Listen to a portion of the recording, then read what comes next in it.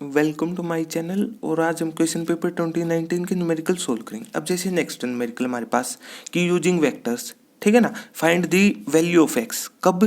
जब 4 पॉइंट हैं, ठीक है ना, जो जो नाम उनके रख लिए कोप्लेनर। तो समझ जाओ, कोप्लेनर का मतलब सेम प्लेन पर है। समझने के लिए ज्योमेट्री क्या हो जाएगी, जैसे ये कोई प्लेन है, ठीक है ना, मतलब 2D टाइप का, सही है, ठीक है ना। इस बात का ये मतलब होता है प्लेन की ये शेप मत रखना दिमाग में, मतलब इस बात का ये भी प्लेन है, कोई भी रैंडमली ज्योमेट्री, मतलब इरेगुलर शेप, ठीक है ना। मेन होना चाहिए 2D, ये मेन बात है, सही है। इस तरीके से भी सोचा करो, ठीक है ना। तो बस सोच लिया, नॉर्मली हम इस तरीके की ज्योमेट्री सोचते हैं, ठीक है ना, वो एक अलग बात है, फिर भी पता होना चाहिए आपको, सही है। इस प्लेन पर 4 पॉइंट दिया हुआ है, ये न्यूमेरिकल की स्टेटमेंट है, कहीं पर भी हो हमें कोई मतलब नहीं, सही है, ABCD।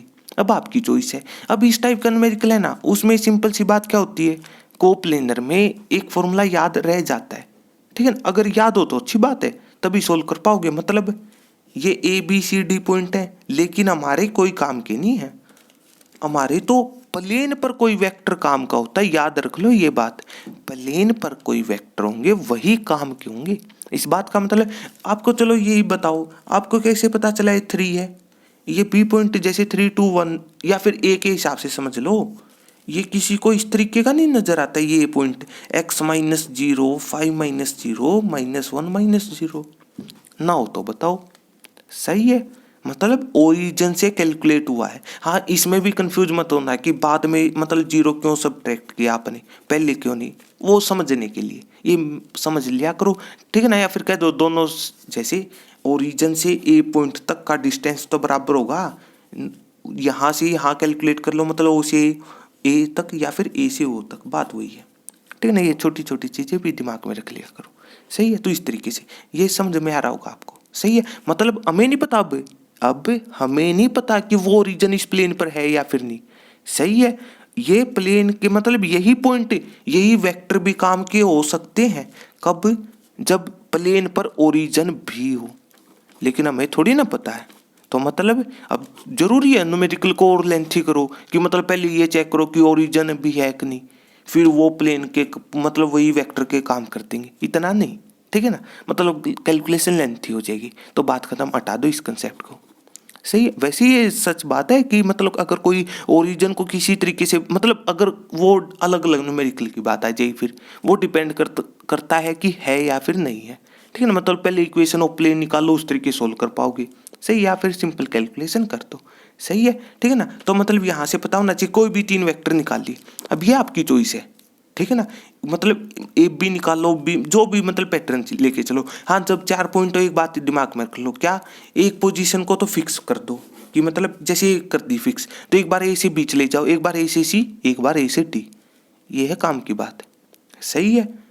किसी एक को फिक्स कर दो और तीन बची हुई 3 जगह पहुंच जाओ, ये मेन बात है, ठीक है ना। इस बात का ये मतलब हुआ, इस पर जैसे ए बी मान लिया, किसी ने बी डी मान लिया और किसी ने सी डी, वो काम के नहीं होंगे फिर कभी, ये मेन बात है, ठीक है ना। किसी एक को फिक्स करो, बची हुई 3 पर पहुंच जाओ। अब ये आपकी चॉइस है जिसको फिक्स करना चाहो, सही है। और 2 वेक्टरों को, अब वो आपकी चॉइस है, और अच्छी तरीके लिखना चाहो, ए बी का मतलब होता है B - C, सही है। पोजीशन वेक्टर ऑफ 2 वेक्टर है, बताया नहीं था, लेकिन अब तक थोड़ी ना वेक्टर है, वेक्टर बनेगा 2 पॉइंटों को मिला करके, लो कर दो, ये O पॉइंट क्या है, ओरिजिन है और कुछ भी नहीं, सही है।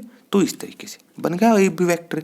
अब वो आपकी चॉइस है, बी में से ए वालों को माइनस करो, अगर ये इस हिसाब से बात करें तो बी में से ए माइनस करना पड़ेगा, ठीक है ना। मतलब अपनी अपनी एक्सिस पर डिफरेंस, तो 3 - x 2 - 5 कैलकुलेशन करके लिख दी सारी बातें, सही। 3 वेक्टर आ चुके हैं। बस अगर कोप्लेनर है तो ये कह दो स्केलर ट्रिपल प्रोडक्ट 0 होगी। ये क्या है? स्केलर ट्रिपल प्रोडक्ट कैलकुलेशन है, और वो हम डिटर्मिनेंट से सोल्व कर सकते हैं। तो कुछ नहीं, जो ए बी वेक्टर के कोफिशिएंट है, आई सबसे पहले आई कैप का कोफिशिएंट, यहाँ पर कोफिशिएंट -3 है, यहाँ पर अब जे कैप की कोई टर्म नहीं आई, तो मतलब इस बात का ये मतलब है, सही है, ठीक है ना।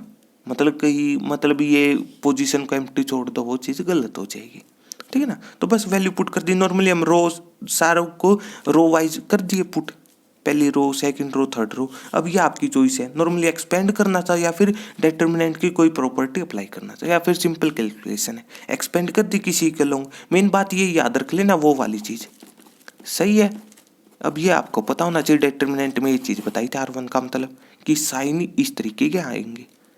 सही है, यहाँ पर -3 लिखा हुआ था पहले, प्लस क्यों हुआ इस वजह से, ठीक है ना, वही कैलकुलेशन। तो x की वैल्यू जो भी आई हो रिजल्ट निकाल दो। सही, अब ये तो कब है, जब फॉर्मूला याद हो, ठीक है ना। ये भी कोई नहीं है जरूरी कि मतलब फॉर्मूला याद रखना कंपलसरी, लो दूसरी चॉइस बता दो, है बिल्कुल है। क्या करो, किसी तरीके से प्लेन की इक्वेशन निकाल दो। सही है, 3 पॉइंटों को मिला करके इक्वेशन ऑफ प्लेन आप लिख सकते हो। सही है, और क्या करो, जो भी जैसे जनरल इक्वेशन ऑफ प्लेन क्या इतनी है, जैसे x plus b y plus c z d के बराबर समझने के लिए, अब ए बी सी की वैल्यू निकाल लोगे, डी की वैल्यू निकल जाएगी। सही है, समझने के लिए चलो मान लिया x plus Y plus Z आया आपका 4 आया। सही है, केवल समझ मतलब इक्वेशन ऑफ प्लेन है, थोड़ी देर के लिए लेट कर ली कि यहाँ पर जिस पर ये 4 पॉइंट है, ठीक है ना। जैसे ये आ गई तो क्या करो, किसी भी 3 के हेल्प से निकाल लो, तो चौथे को उसी में पुट करके देख लो। क्यों, क्योंकि अगर प्लेन पर कोई पॉइंट है तो उसकी इक्वेशन को भी सेटिस्फाई करेगा, ये बेसिक बात है, ठीक है ना। तो मतलब एक्स वाई जेड की जगह चौथा पॉइंट पुट कर देना। अगर रिजल्ट इक्वल है मतलब ट्रू है या फिर को सेटिस्फाई है तो कह दो कोप्लेनर है, नहीं तो नहीं, बात खत्म। सही है, उस तरीके से सोल्व कर सकते हो, ठीक है ना। मतलब अगर मान लो अगर इक्वेशन ऑफ प्लेन लिखना चाहो, वही एक ट्रिक बताई थी, या फिर जो ये सेट है जैसे सेट 5 इसी का, ठीक है ना। जैसे यहाँ पर 20th न्यूमेरिकल था मे बी, या फिर 19th, वो आप चेक कर लेना, ठीक है ना। जो 3D का इसी तरीके का न्यूमेरिकल था जिसमें इक्वेशन ऑफ प्लेन लिखनी थी, एक बार वो चेक कर लेना। सही है, मतलब हम जो जो चॉइस बनते हैं वो आपके साथ डिस्कस कर लेंगे। अब वो आपकी चॉइस हो सकता है कोई इक्वेशन ऑफ प्लेन 1 पॉइंट के हेल्प वाला फॉर्मूला याद रखता हो, 3 पॉइंट के हेल्प से भी फॉर्मूला था, या फिर एक ट्रिक थी। सही है, या फिर किसी तरीके से इक्वेशन ऑफ प्लेन निकाल दो, वो आपकी चॉइस है। जो भी बात अप्लाई करना चाहो कर देना, कैलकुलेशन है और कुछ भी नहीं, बस कैलकुलेशन में ध्यान रख लेना ये छोटी चीज़ें। सही है, तो इस तरीके हम जितनी भी पॉसिबल चॉइसेस है और जो भी वैलिड हो, ठीक है ना, वैलिड का मतलब है आपकी बुक में लिखी हुई है वही डिस्कस होंगी। सही है, उनमें से कोई भी आप चूज कर लेना, कर देना सोल्व। सही है, तो इस तरीके से अब आगे बढ़ लेते हैं। तो अब जैसे नेक्स्ट न्यूमेरिकल इफ का मतलब वही मैथ्स में गिवन होता है, X Y Z are different, इस बात का ये मतलब हुआ, तभी समझ जाओ। सही है, एंड ये सिंबल होता है डेल्टा या फिर को डिटर्मिनेंट का। सही है, इसका रिजल्ट है 0 के बराबर, ठीक है ना। और क्या करना आपने कि यूजिंग प्रॉपर्टीज ऑफ डिटर्मिनेंट, सही है, सो दैट ये रिजल्ट आएगा एक्स वाई जेड 1 के बराबर। सही है, अब थोड़ा सोचो आप, अब देखो वो आपकी चॉइस है जिस भी तरीके से प्रॉपर्टी अप्लाई करना चाहो, ठीक है ना। नॉर्मली क्या होता है, जैसे अब एक बात बताओ, ये बात बताई थी कि जो डिटर्मिनेंट की जो प्रॉपर्टी की बात होती है नॉर्मली हम वो वाली याद रखते हैं जिसमें रिजल्ट 0 आता हो, मतलब कि कोई सेम रो 0 के बराबर हो या फिर कोई सेम कॉलम, मतलब एक रो या फिर एक कॉलम कंप्लीट 0 है तो डिटर्मिनेंट 0 आ जाएगा। सही है, या फिर दो चीज़ें आइडेंटिकल हो, मतलब 2 रो या फिर 2 कॉलम, इस तरीके की प्रॉपर्टी थी। सही है, ठीक है ना, लेकिन वो आपकी चॉइस है। यहाँ से अगर वो मतलब एक सम वाली प्रॉपर्टी थी, क्या कि किसी रो में या फिर किसी पर्टिकुलर कॉलम में अगर कोई चीज मतलब सम के रूप में लिखी हुई हो, सम और डिफरेंस एक ही बात होती है जैसे, ठीक है, या फिर लो एक ना हो तो बताओ, थोड़ा सोच लिया करो। सही है, ठीक है ना, तो यहाँ पर समझ में आ रही होगी ना ये वाली बात है। सही है, तो एक प्रॉपर्टी थी वो अप्लाई करती। सही, वो आपके ऊपर है, अगर मतलब ना आप कर पाओ तो अब हो सकता है ये चीज़ याद ना हो जब आप न्यूमेरिकल सोल्व कर रहे हो, कुछ नहीं, डिटर्मिनेंट है, केवल समझो जो मतलब हमें कुछ नहीं, मेन बात है हमें तो ये प्रूव करना, जो भी तरीका आया कैलकुलेट करो, बात खत्म। सही है, ठीक है ना, तो क्या कर सकता है अगर कोई सोचे तो। सही है ना, थोड़ा समझो कि क्या चीज़ हमारी काम की है और क्या नहीं, कि मतलब किसी से मल्टीप्लाई करे किसी से, मतलब समझ लेना आप। सही है, तो इस बात का मतलब किसी को ये देखो, अब केवल नजरिया ही न्यूमेरिकल आसान करेगा, सिंपल सी तो ये बात है, ना हो तो बताओ। सही है, अब यहाँ पर वो आपकी चॉइस है, ए क्यूब माइनस बी क्यूब का फॉर्मूला याद है, अच्छी बात है, ठीक है ना।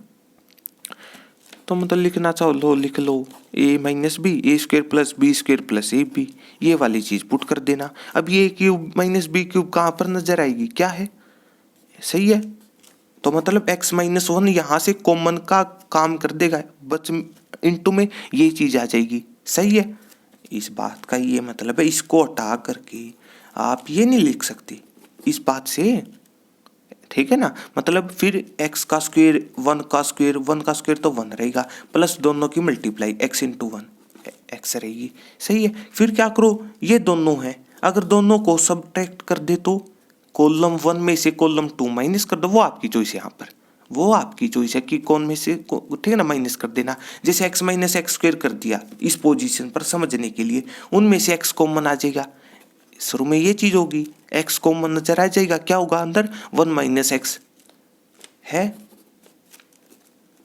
लो समझ लो, वो यहाँ से जैसे x माइनस 1 कॉमन आ जाएगा, सही है, वो सारी जगह मतलब बाहर आ जाएगी वो चीज उठ करके, ठीक है ना, वो आपकी चॉइस है, जो भी तरीका अप्लाई करना चाहो, सही है, ठीक है ना। केवल कैलकुलेशन बचती है इस टाइप के न्यूमेरिकल में और कुछ भी नहीं, ये कोई जरूरी नहीं कि मतलब इसी तरीके सोल्व करना है ना, कुछ नहीं, ठीक है ना। जो भी चीज दिमाग में, जिस भी तरीके का फॉर्मूला दिमाग, हाँ केवल नजरिया होना चाहिए, फिर तभी सोल्व कर पाओगे, सही बात है।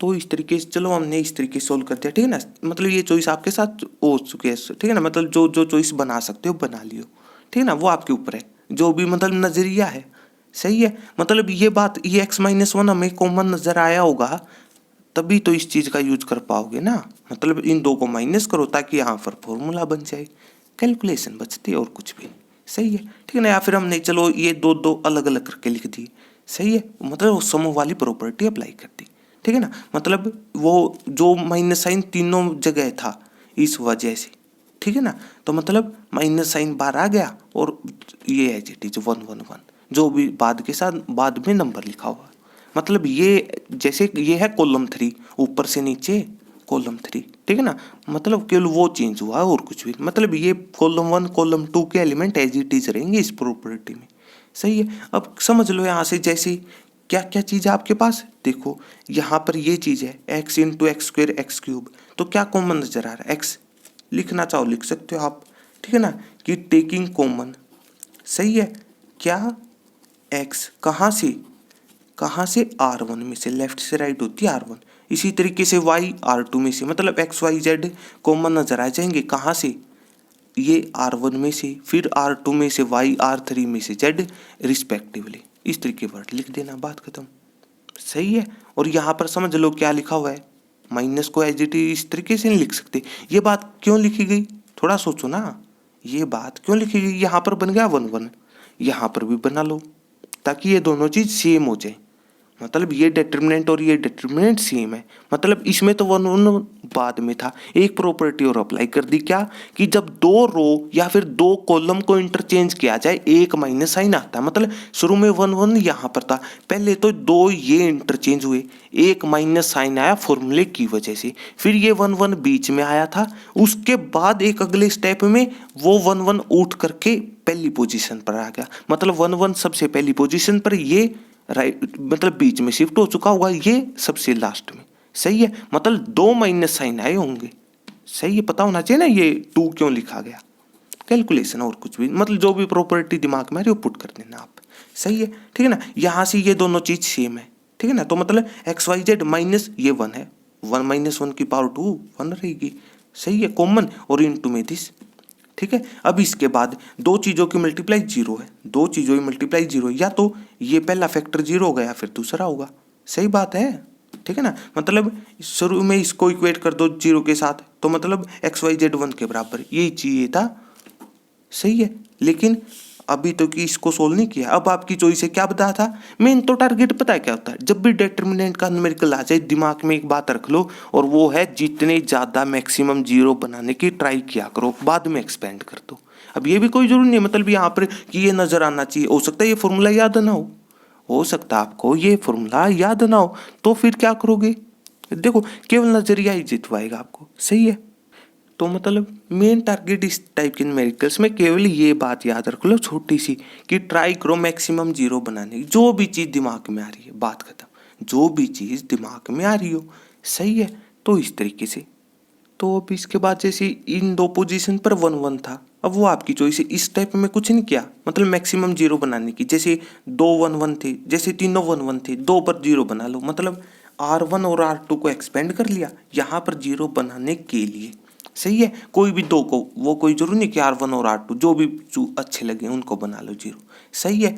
मेन बात क्या है, एक टाइम पर दो या तो दो रो के ऑपरेशन यूज होते हैं या फिर दो कॉलम के, बात खत्म। लेकिन मेन बात है तीसरे की हेल्प से, ये मेन बात है। छोटी छोटी चीजों का ध्यान रखना है, मतलब कभी R1 मत लिख देना दोबारा से, ठीक है ना, ये चीज काम की है। सही है, तो कैलकुलेशन से ये रिजल्ट आ चुका है, सही बात है। तो अब इसके बाद वही है फॉर्मूला है x square minus Z square, जैसे इस तरीके का फॉर्मूला नहीं होता, ए स्क्र माइनस बी स्क्र, ए माइनस बी इंटू ए प्लस बी। लो तो मतलब यहाँ पर एक्स माइनस जेड काम का है, यहाँ पर भी 0 इंटू समथिंग है, समथिंग को सोच लो, एक्स माइनस जेड है, तो मतलब एक्स माइनस जेड R1 में से कॉमन आ जाएगा। इसी तरीके से यहाँ से वाई माइनस जेड, तो मतलब R2 में से कॉमन ले लिया। सही है, ये फैक्टर तो पहले वाला था, ये दो फैक्टर कहाँ से आए पता होना चाहिए, केवल इस तरीके से सोचा करो। सही है, ठीक है ना, 1 1 बन चुका है। यहाँ पर ये कैलकुलेशन R3 में कोई चेंज नहीं है, एज इट इज अब तक। अब आपकी चॉइस है, 2 0 बन गई, हो सकता कोई यहाँ पर दोबारा 0 बनाना चाहता है या फिर डायरेक्ट एक्सपेंड करो, तो कहाँ से, इसमें कॉलम 1 में 2 0, इसी चीज़ का फायदा उठा लो, तो C1 से एक्सपेंड कर दिया। सही है, और इसके लिए वही डिटर्मिनेंट वो छोटी सी चीज़ याद रख लेना, ठीक है ना। तो मतलब साइन क्या आएंगे, प्लस माइनस प्लस, तो मतलब इस 0 के साथ प्लस होगा, इसके माइनस 1 के साथ, यहाँ पर प्लस क्यों है, ठीक है ना। तो बस, और केवल कैलकुलेशन इन 0 इंटू समथिंग कोई फायदा नहीं, 0 इंटू समथिंग कोई फायदा नहीं लिखने का। 1 इंटू क्या आएगा, इसकी रो और कॉलम बूझ जाओ, छोटी छोटी चीजें बताई थी, इनकी क्रॉस मल्टीप्लाई कर दो तो वाई प्लस जेड। सही है, और जब नीचे से ऊपर जाओगे माइनस साइन आएगा फॉर्मूले का, और कुछ भी नहीं। तो मतलब माइनस की मल्टीप्लाई करनी है यहाँ पर, -1 की को, वो आपकी चॉइस है। तो -x minus Z calculation, Z से जेड कैंसिल, तो y माइनस एक्स। सही है, अब 3 फैक्ट, अब ये जैसे यहाँ पर 4 फैक्टरों की मल्टीप्लाई 0 है, ठीक है ना, मतलब या तो पहला 0 का केस बना लो, सही है, इस तरीके से, या फिर दूसरा होगा, या फिर तीसरा, या फिर चौथा, या फिर चारों, हमें कोई मतलब नहीं, इस तरीके से सोच लिया। सही है, अब ये तो है काम का, क्योंकि न्यूमेरिकल में चाहिए था, प्रूव करना था।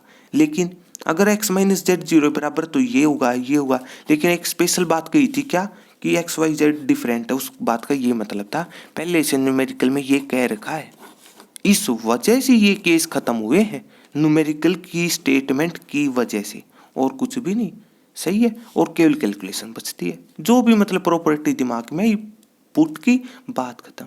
तो इस तरीके से सही है। तो अगर आपको मेरी वीडियो अच्छी लगी तो इसको लाइक कीजिए और मेरे चैनल को सब्सक्राइब कीजिए। तब तक के लिए थैंक यू।